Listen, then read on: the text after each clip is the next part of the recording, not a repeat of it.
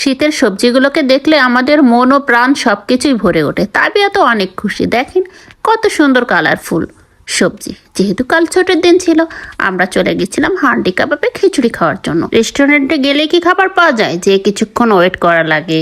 এই যে তার জন্য আমি আর তাবিয়া বসে বসে ওয়েট করছিলাম, আর তাবিয়ার বাবা অর্ডার দিচ্ছিল। তারপরে এই দেখেন মা মেয়ে মিলে দুজনের খুনসুটি করে আমাদের খুব দুষ্টু মিষ্টি সময়টা পার করতেছিলাম। তারপর আমাদের খিচুড়ি চলে আসলো। তো আমি আবার শসাগুলোকে উঠিয়ে নিচ্ছিলাম। তাবিয়া আর বাবা আবার মরিচ দিয়ে আয়েশ করে খাচ্ছিল। সেও শসাগুলো এক এক করে তুলে নিল, তারপর মরিচ খাচ্ছে। সে খাবার আগেই মরিচ খাচ্ছে মনে হচ্ছে। খুব টেস্টি লাগতেছে শীতের দিন।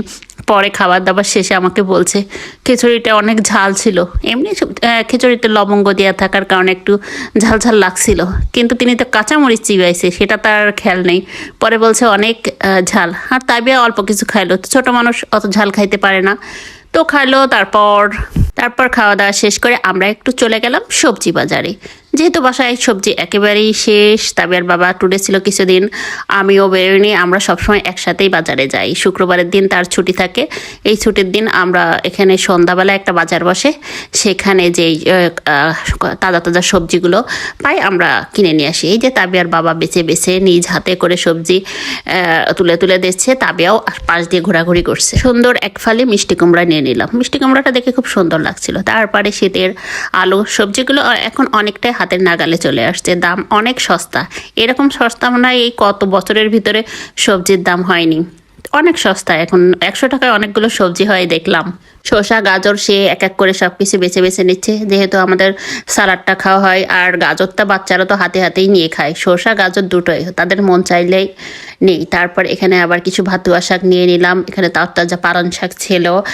আবার তাবিয়ার জন্য কয়েকটা ব্রোকলি নিয়ে নিলাম। শীতকালে ব্রোকলি, ফুলকপি এইগুলো না হলে যেন চলে না। পাঁচমিশালি সবজিটা এত টেস্টি লাগে খাইতে শীতের দিন, যেন শীতই মনে হয় না ওইটা না খাইলে। শীতকাল আমার অতটা পছন্দ না, কিন্তু এই সবজির জন্য আমার শীতকালটা অনেক ভালো লাগে। যে ভ্যারাইটি রকমের সবজিগুলো এই শীতের সিজনটাইতেই পাওয়া যায়। দেখেন কত সুন্দর ওটরুটের জুস খাওয়া হয়। আর একটু চলে গেলাম মাছের বাজারে, কিন্তু আজকে মাছ বেশি একটা ছিল না। তারপরও কয়েকটা মাছ নিলাম। একেবারে মাছ সবজি একেবারে শেষ হয়ে গেছিল আমার। তো আমি যে ঘুরে ঘুরে পুরো মাছ বাজারটা ঘুরে আসলাম। আসার পরে এখান থেকে কিছু মাছ নিলাম।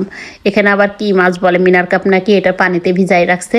তাবিয়াকে আমি দেখলাম এই দেখো পানির ভিতরে মাছ আছে। এখান থেকে কিছু লাইলেটিকে মাছ নিয়ে নিছিলাম, ওগুলো নড়াচড়া করছিল। আর এখান থেকে তাইরেল মাছ না কি বলে, সামুদ্রিক, ওইটা নিয়ে নিছিল কিছুটা পরিমাণে। বাসায় আসার পর আমি একে একে সব সবজিগুলোকে নামিয়ে নামিয়ে দেখছিলাম যে সব ঠিক আছে কিনা। এই যে গাজর, টমেটো, মিষ্টি কুমড়া। তাবিয়া বললো যে আমি আবার মিষ্টি কুমড়া খুব পছন্দ করি, এটা বলে দাও। তো আমিও বলে দিলাম। এদিকে আবার সিম আছে, ফুলকপি, আলু, সব কিছু মিলিয়ে অসাধারণ লাগছিল সব সবজিগুলোকে। এত কালারফুল। আর ব্রোকলি পেয়ে তো সে অনেক খুশি। বলছে যে এটা কি কালার? আমি বলতেছি সবুজ কালার। তোমার খুব ভালো লেগেছে? বললো হ্যাঁ আমার খুব ভালো লেগেছে। এই যে আমার সবজি সাজাইতে খুব ভালো লাগে। তো সাজাইতে কেমন লাগছে অবশ্যই সবার কমেন্ট করে জানাবেন। আর সবাই ভালো থাকবেন, সুস্থ থাকবেন। আজ এই পর্যন্তই। আসসালামু আলাইকুম।